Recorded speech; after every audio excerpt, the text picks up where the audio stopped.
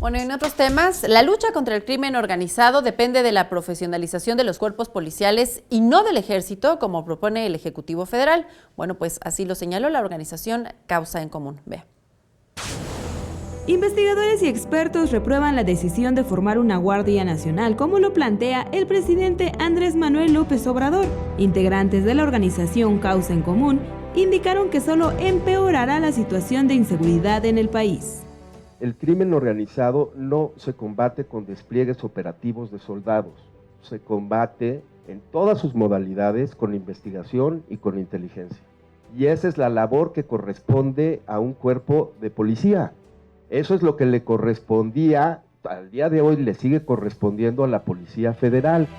Esto durante la presentación del Índice de Desarrollo Policial 2018, donde se dieron a conocer los principales problemas en cuanto a aspectos como profesionalización, carrera policial y certificación.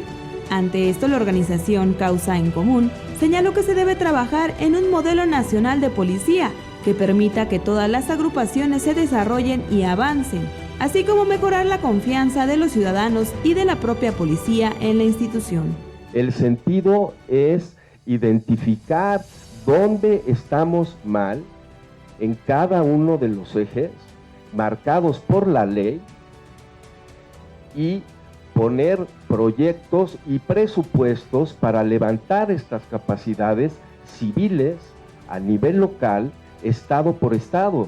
Y creemos que es muy grave las implicaciones de la propuesta del gobierno federal, que al final del día es terminar de derrumbar esto que les estamos presentando.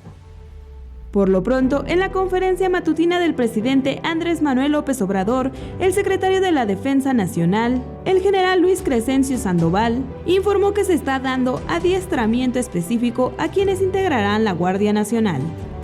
Iraíz Morquecho, 21 Noticias.